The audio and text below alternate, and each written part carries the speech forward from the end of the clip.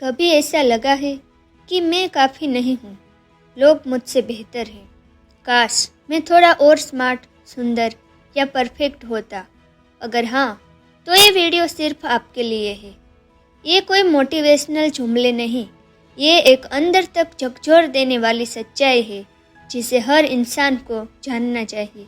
आप जैसे हैं वैसे ही परफेक्ट है। आज हम बात करेंगे एक ऐसी किताब की जो आपको खुद से फिर से मिलवाएगी, जो आपको बताएगी कि आपकी सबसे बड़ी ताकत क्या है, आपका असली खुद। किताब का नाम है you are simply perfect by Radhika Singh. ये किताब ना सिर्फ आपके सोचने का तरीका बदलेगी, बल्कि आपको इमोशनल हीलिंग का रास्ता भी दिखाएगी। और वीडियो के अंत तक आप खुद से कहने लगेंगे, हाँ, मैं जैसा हूँ वैसा ही काफ़ी हूँ। तो चलिए शुरू करते हैं इस लाइफ चेंजिंग जर्नी की पहली सीढ़ी। पार्ट 1, खुद को स्वीकार करना ही पहला कदम है। जरा सोचिए, जब आप आईने में देखते हैं तो क्या दिखता है? एक थका हुआ चेहरा, कमियां, या वो इंसान जिसे आप आज भी पूरा मान नहीं पाए? हम अपने जीवन का बड़ा हिस्सा दूसरों को इम्प्रेस करने में लगा देते हैं। लोग क्या सोचेंगे, वो मुझसे बेहतर है, मैं भी ऐसा क्यों नहीं हूँ। हर दिन हम खुद से दूर होते जाते हैं और दूसरों के नक्शे पर चलने लगते हैं। लेकिन इस किताब का सबसे पहला और सबसे ताकतवर संदेश यही है, खुद को स्वीकार करो, जैसे हो वैसे ही, बिना कोई शर्त के। अब सवाल उठता है, खुद को कैसे स्वीकार करें? लेखिका कहती है, सबसे पहले अपने अंदर की उस आवाज़ को सुनो जो हमेशा दबा दी जाती है।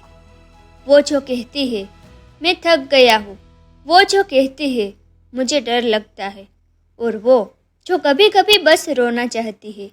इन आवाज़ों को दबाना बंद करो, उन्हें सुनो, समझो और फिर उन्हें गले लगाओ। एक छोटा उदाहरण सुनिए। एक लड़की थी जो बचपन से ही सुनती आई, तू बहुत मोटी है, तुझसे कौन शादी करेगा, तेरे जैसे लोग कभी लाइफ में कुछ नहीं कर सकते। वो लड़की सालों तक खुद से नफरत करती रही, हर आईने के सामने उसके नज़र खुद को टालती रही। लेकिन एक दिन उसने ये किताब पढ़ी। उसने खुद से एक वादा किया, अब मैं खुद को वैसे ही स्वीकार करूंगी जैसे मैं हूँ। और यहीं से उसकी असली यात्रा शुरू हुई। वो लड़की बदली नहीं, बस पहली बार खुद को अपनाया। दोस्तों, जब तक आप खुद को स्वीकार नहीं करते, दुनिया चाहे कुछ भी कहे, आपको अंदर से खालीपन ही महसूस होगा। एक्सेप्टेंस का मतलब ये नहीं कि आप परफेक्ट हो, मतलब ये है कि आप खुद को उस इम्परफेक्ट रूप में भी प्यार कर सकते हो। आज रात जब आप अकेले हो, एक कागज़ और पेन लेकर बैठिए और लिखिए, मेरी 5 कमजोरियाँ, और हर एक के नीचे लिखिए, फिर भी मैं खुद को पूरी तरह स्वीकार करता या करती हूँ। ये शब्द जादू की तरह काम करते हैं, क्योंकि एक्सेप्टेंस ही शुरुआत है हीलिंग की, ग्रोथ की और असली सेल्फ लव की। तो दोस्तों, याद रखिए, जैसे आप हैं वैसे ही सुंदर है। आपको बदलने की ज़रूरत नहीं, खुद से जुड़ने की ज़रूरत है। और यही इस किताब की पहली सीख है, खुद को स्वीकार करना ही पहला कदम है। पार्ट 2, बचपन की बातों का असर समझो। कभी किसी ने आपको बचपन में कहा था, तू तो बिल्कुल बेकार है, तेरे बस की बात नहीं, तेरे जैसे लोग कुछ बड़ा कर ही नहीं सकते। वो बातें अब बीती बात लगती है, लेकिन क्या वाकई बीती है? सच तो ये है, हम में से ज़्यादातर लोग आज भी उस बचपन की आवाज़ में जी रहे हैं। हमारा बचपन सिर्फ यादों का हिस्सा नहीं होता, बल्कि हमारी सोच, आत्मविश्वास और आत्म छवि की जड़ वहीं होती है। अगर किसी पौधे की जड़ें जहर में डुबा दी जाए तो उसके फल मीठे कैसे होंगे? उसी तरह जब बचपन में हमें बार बार ये कहा गया, तू गलत है, तू कम है, तू अधूरा है, तो हमने वही मान लिया। एक कहानी सुनिए। एक लड़का था, राज। स्कूल में उसके टीचर्स हमेशा कहते थे, तू क्लास का सबसे सुस्त लड़का है। धीरे धीरे राज ने कोशिश करना छोड़ दिया। हर बार जब वो कुछ नया सीखना चाहता, एक आवाज़ अंदर से कहती, तेरे बस की बात नहीं है। और यही आवाज़ उसके हर सपने को मारती रही। लेकिन असल में वो आवाज़ उसकी नहीं थी, वो किसी की दी हुई थी बचपन में। अब सवाल उठता है, इससे बाहर कैसे निकला जाए? राधिका कहती है, सबसे पहला पहचानो कौन सी बातें आज भी तुम्हारे अंदर जहर बनकर बैठी है, जैसे कि मुझे परफेक्ट होना पड़ेगा तभी लोग प्यार करेंगे। 2. स्वीकार करो कि वो बातें तुम पर थोपी गई थी, तुमने खुद नहीं चुनी थी। और तीसरा सबसे जरूरी स्टेप, उन्हें दोबारा लिखो। एक कागज़ पर लिखिए, बचपन में मुझे ये बात सबसे ज़्यादा चुभी थी। और फिर उसके ठीक नीचे लिखिए, अब मैं जानता या जानती हूँ कि वो सच नहीं था। मुझे खुद पर विश्वास है, मैं अब उस दर्द का गुलाम नहीं हूँ। हर बार जब आप ये दोहराएंगे, आपका मन पुरानी कैद से थोड़ा और आज़ाद होता जाएगा। याद रखिए दोस्त, बचपन की गलत बातों ने आपको परिभाषित किया था, लेकिन अब वक्त आ गया है उन्हें बदलने का। आपका आज आपका बीता हुआ कल नहीं है। आप खुद को नई कहानी दे सकते हैं, एक सच्ची, सुंदर और संजीवनी से भरी कहानी। पार्ट 3, ताकत तुम्हारे अंदर है। क्या आपने कभी सोचा है कि जितनी ताकत आप बाहर ढूंढते हैं वो सब आपके अंदर है? लेकिन समाज ने, लोगों ने और कई बार हम खुद ने भी अपने इस ताकत को नज़रअंदाज कर दिया है। राधिका सिंह कहती है, हम सब के अंदर एक इनर पावर होती है, एक ऐसी शक्ति जो हमें हिम्मत देती है, रास्ता दिखाती है और मुश्किलों में भी खड़ा रखती है। लेकिन अफसोस, हम उस ताकत पर भरोसा ही नहीं करते। एक उदाहरण से समझिए। नेहा एक साधारण सी लड़की थी जो हमेशा अपने अंदर कमजोरी महसूस करती थी। जब भी कोई नया मौका आता, वो सोचती, मैं ये नहीं कर सकती, मैं उतनी अच्छी नहीं हूँ। लेकिन एक दिन उसने खुद से एक सवाल किया, अगर मैं खुद को अपनी सबसे अच्छी दोस्त मानूं, तो मैं खुद को क्या कहूँगी? और उसी दिन उसने खुद की ताकत को महसूस किया। उसने जाना कि डर उसके बाहर नहीं, अंदर बैठा है और उसे तोड़ने की चाबी भी उसी के पास है। अब सवाल है, हम अपने उस अंदर की ताकत को कैसे पहचानें? तो सबसे पहला स्टेप है, सेल्फ टॉक को पॉजिटिव बनाओ। हर बार जब मन कहे मैं नहीं कर सकता, तो जवाब दो, मैं कोशिश तो कर सकता हूँ। यही कोशिश धीरे धीरे ताकत में बदल जाती है। दूसरा स्टेप, अपने छोटे छोटे अचीवमेंट्स को सेलिब्रेट करो, चाहे वो सुबह जल्दी उठना हो या किसी डर का सामना करना। हर जीत एक सबूत है कि आप ताकतवर हो। तीसरा स्टेप, अपनी लिमिटेशंस को पहचानो, लेकिन उसे अपनी आइडेंटिटी मत बनाओ। आप वो नहीं है जो आप नहीं कर सकते, आप वो हो जो हर दिन बेहतर होने की कोशिश कर रहा है।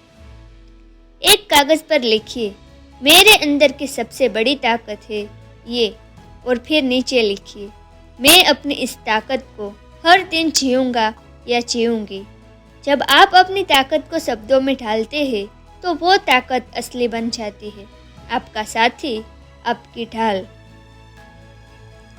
याद रखिए दोस्तों, बाहर की दुनिया आपको गिरा सकती है, लेकिन अगर अंदर की ताकत जाग जाए तो आप दुगनी रफ्तार से खड़े हो सकते हो। आप में जो रोशनी है वो किसी और से कम नहीं। अब वक्त आ गया है उस रोशनी को पहचानने का। यू आर सिंपली परफेक्ट किताब का चौथा भाग, पार्ट 4, मन और आत्मा का कनेक्शन। क्या आपने कभी सोचा है कि जब आप दुखी होते हैं तो सिर्फ मन ही नहीं टूटता, कुछ और भी अंदर से बिखरता है। और जब आप मुस्कुराते हैं तो सिर्फ चेहरे पर नहीं, दिल के अंदर कहीं एक उजाला सा महसूस होता है। यही है मन और आत्मा का गहरा कनेक्शन। राधिका सिंह इस चैप्टर में एक बहुत ही सुंदर बात कहती है, अगर मन सोचता है तो आत्मा महसूस करती है, और जब ये दोनों जुड़ते हैं तब होता है असली हीलिंग, असली ट्रांसफॉर्मेशन। एक छोटी सी कहानी सुनिए। संजय एक कॉरपोरेट जॉब में काम करता था। बाहर से सब परफेक्ट, अच्छी नौकरी, पैसा और नाम, लेकिन अंदर से वो टूट रहा था। चिंता, अकेलापन, बेचैनी, ये सब रोज उसके मन में उथल पुथल करते थे। तब उसने ध्यान शुरू किया, मतलब कि मेडिटेशन, जर्नलिंग शुरू की और खुद से जुड़ने की कोशिश की।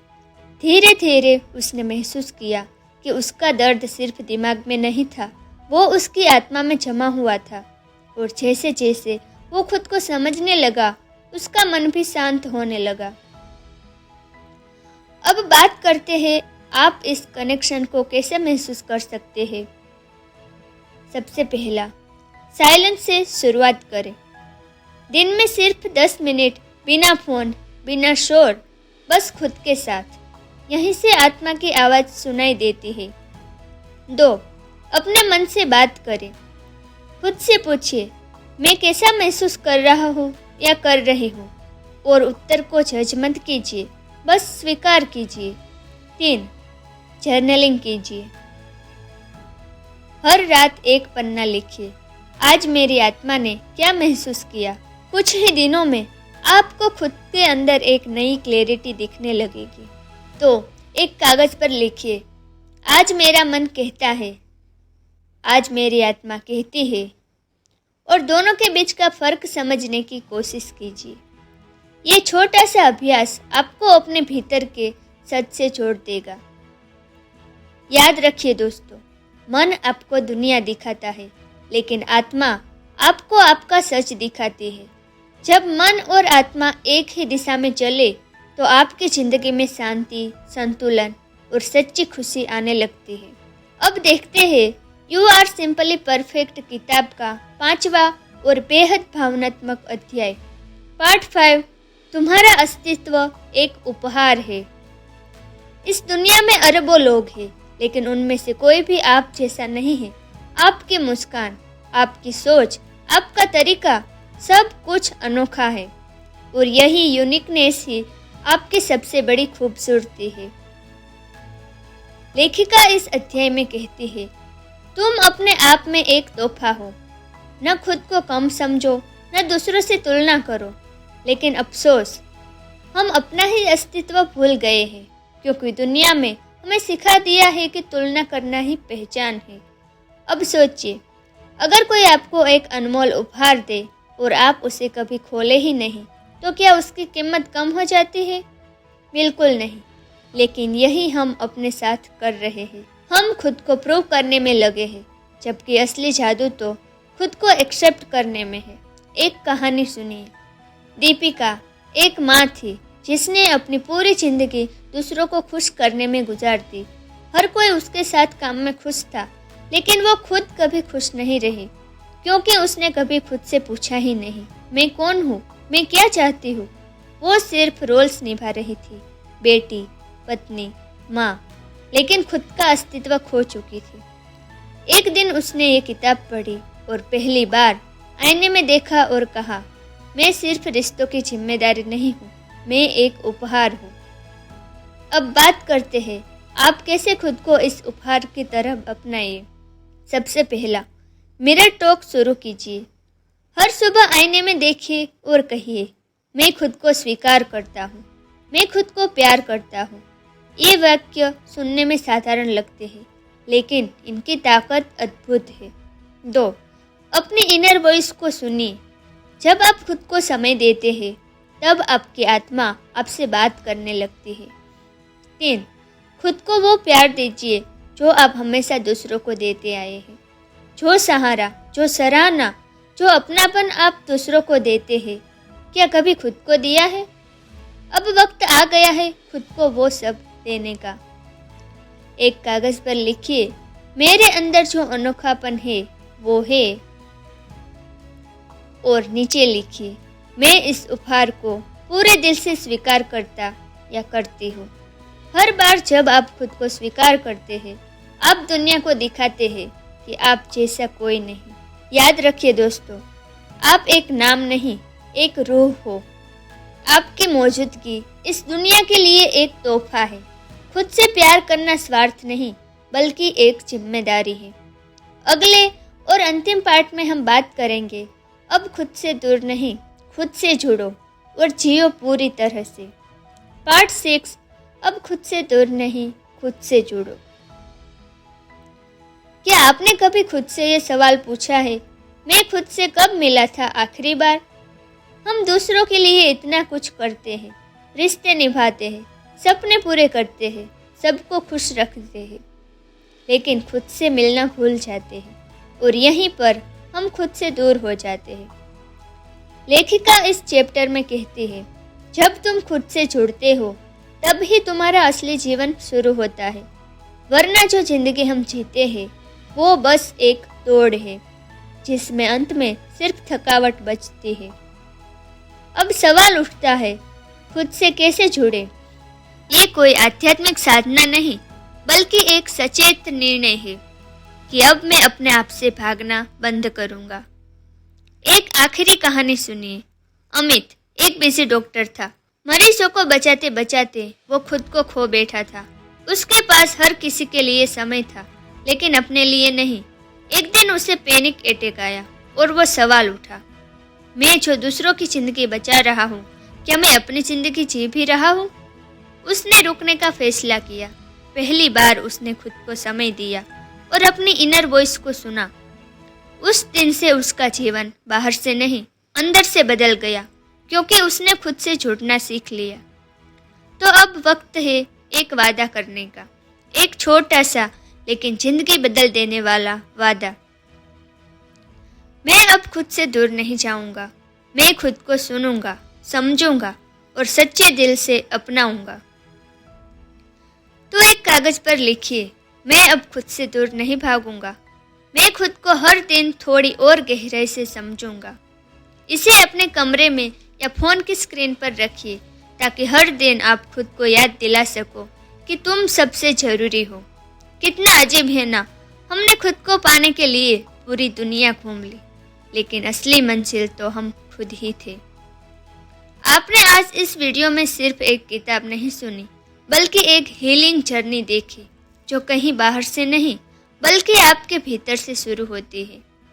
अगर ये शब्द, ये एहसास और ये सफर आपके दिल को छू गया हो, तो बस एक चीज याद रखिए, आप जैसे हैं वैसे ही पूरी तरह से परफेक्ट है। किसी को कुछ साबित करने की जरूरत नहीं। खुद से प्यार करने की हिम्मत ही सबसे बड़ी जीत है। इस वीडियो को यहीं मत छोड़िए, इसे अपने भीतर जिंदा रखिए, हर उस दिन के लिए जब आप खुद को कम समझने लगे, हर उस पल के लिए जब आप खो जाएं। बस खुद से 2 शब्द कहिए, आई एम इनफ, मैं संपूर्ण हूँ। आपका बहुत बहुत धन्यवाद इस सीरीज में मेरे साथ रहने के लिए, अपने मन और आत्मा को खोलने के लिए और इस सफर को महसूस करने के लिए। अगर आपको ये वीडियो पसंद आई हो तो कमेंट में एक हार्ट जरूर छोड़िए और लिखिए, this journey touch my soul, ताकि मैं जान सकूं कि आपने खुद से जुड़ने की शुरुआत कर दी है। और सब्सक्राइब करना ना भूलें, क्योंकि ये सिर्फ अंत नहीं, आपकी नई शुरुआत का पहला कदम है।